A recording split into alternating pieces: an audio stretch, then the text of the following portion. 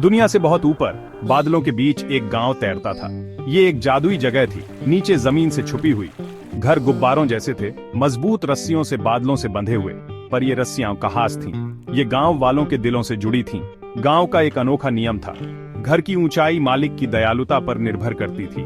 दयालु और उदार लोगों के घर आसमान में ऊंचे उड़ते थे। वे तेज धूप और ठंडी हवा का आनंद लेते थे, लेकिन ठंडे दिल वाले स्वार्थी लोग जमीन के करीब घरों में रहते थे। वे अंधेरे में रहते थे, हमेशा अपने ऊपर खुश घरों को देखते रहते थे। गांव उनके दिलों का आईना था।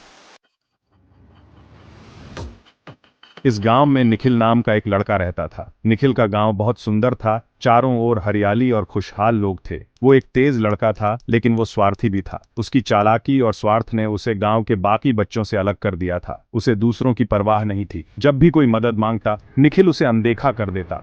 वो सिर्फ अपने बारे में सोचता था। उसकी दुनिया में बस वही सबसे महत्वपूर्ण था। इसलिए निखिल का घर बहुत नीचा था, लगभग नीचे के बादलों को छू रहा था। यह घर उसके स्वभाव का प्रतीक था। निखिल हमेशा चिड़चिड़ा रहता था। उसकी चिड़चिड़ाहट ने उसे और भी अकेला बना दिया था। उसका घर अंधेरा और उदास था। वहां कोई खुशी नहीं थी, बस एक गहरी उदासी। उसे ऊंचे घरों में रहने वाले लोगों से ईर्ष्या होती थी। वह सोचता था कि वे लोग कितने भाग्यशाली हैं। वे हमेशा खुश और संतुष्ट लगते थे। उनकी हंसी और खुशी निखिल को और भी परेशान करती थी, लेकिन उसे समझ नहीं आता था क्यों। वह सोचता था कि आखिर क्या वजह है उनकी खुशी की। मैं दूसरों की मदद क्यों करूं?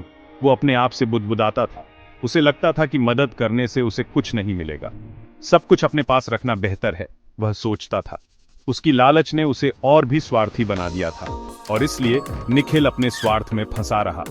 उसका घर उसके निर्दयी दिल की निरंतर याद दिलाता रहा, एक ऐसा घर जो कभी खुश नहीं हो सकता था। गांव के सबसे ऊंचे स्थान पर एक बुद्धिमान बुढ़िया रहती थी। उसका नाम माई था। उसका दिल प्यार और दया से भरा था। उसका घर एक चमकते सितारे जैसा था, बाकियों से ऊपर चमक रहा था। लोग दूर दूर से उसकी सलाह लेने आते थे। माई के चेहरे पर हमेशा मुस्कान रहती थी। वो जरूरतमंद हर किसी की मदद करती थी। वो अपना खाना और अपनी बुद्धिमत्ता खुशी से बांटती थी। उसकी दया सूरज की तरह चमकती थी। गांव में हर किसी के जीवन को छूती थी, सिवाय निखिल के। माई दूसरों की मदद करने की तकलीफ क्यों करती है? निखिल अक्सर सोचता था, उसे बदले में क्या मिलता है? वो देने से मिलने वाले आनंद को नहीं समझ पाता था। एक दिन गांव में एक भयानक तूफान आया। आसमान में काले बादल छा गए और हर कोई चिंतित हो गया। हवा गरजी और बारिश मूसलाधार हुई। पेड़ झुकने लगे और रास्ते पानी से भर गए। तेज हवाओं में घर खतरनाक रूप से हिलने लगे। लोग डरे हुए थे। हर कोई अपने घरों में छिपने की कोशिश कर रहा था। निखिल का घर इतना नीचा होने के कारण तूफान में बह जाने के खतरे में था। पानी उसके घर के अंदर घुसने लगा। वो अपने बिस्तर से चिपका हुआ था, डरा हुआ। उसे समझ नहीं आ रहा था कि क्या करे। उसने कभी इतनी बेबसी महसूस नहीं की थी। उसे लगा कि अब सब कुछ खत्म हो जाएगा। अचानक उसने अपने दरवाजे पर एक धीमी दस्तक सुनी। ये माई थी। उसकी आंखों में चिंता साफ झलक रही थी। वो उसकी मदद करने के लिए तूफान का सामना करके आई थी। माई ने निखिल को देखा और कहा, तुम्हें यहां से निकलना होगा। मेरे साथ आओ निखिल, उसने कहा। मेरा घर मजबूत है, ये तुम्हें सुरक्षित रखेगा। निखिल शर्मिंदा था। वो माई के प्रति कभी दयालु नहीं रहा था। उसने कई बार माई का मजाक उड़ाया था। फिर भी वो यहां थी, उसके लिए अपनी जान जोखिम में डाल रही थी। निखिल ने महसूस किया कि सच्ची दोस्ती और मदद का असली मतलब क्या होता है। निखिल ने बाकी का तूफान माई के घर में बिताया।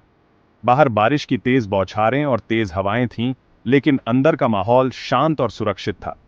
उसने सुरक्षित और संरक्षित महसूस किया।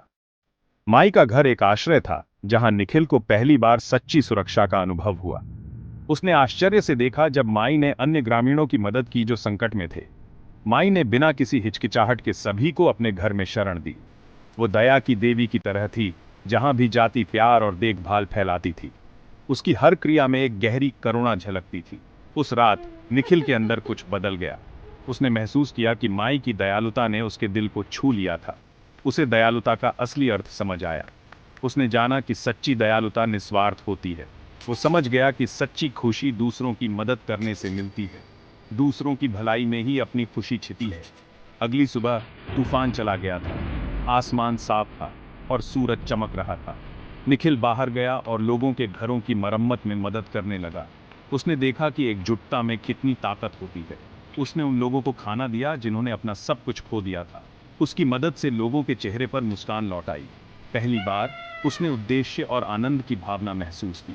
उसे लगा कि उसकी जिंदगी का एक नया मकसद मिल गया है। जैसे जैसे निखिल दूसरों की मदद करता रहा, कुछ जादुई हुआ। उसकी आत्मा में एक नई ऊर्जा का संचार हुआ। उसका घर ऊपर उठने लगा। यह एक अद्भुत दृश्य था। धीरे धीरे ये ऊपर और ऊपर चढ़ता गया। जैसे जैसे निखिल की दयालुता बढ़ती गई, उसका घर भी ऊंचा उठता गया। जितना ज्यादा वो मदद करता, उतना ही ऊंचा जाता। निखिल आखिरकार समझ गया कि दयालुता का जादू क्या होता है। दयालुता न सिर्फ दूसरों को बल्कि खुद को भी ऊंचा उठाती है। निखिल ने महसूस किया कि सच्ची दयालुता से ही जीवन में ऊंचाई मिलती है।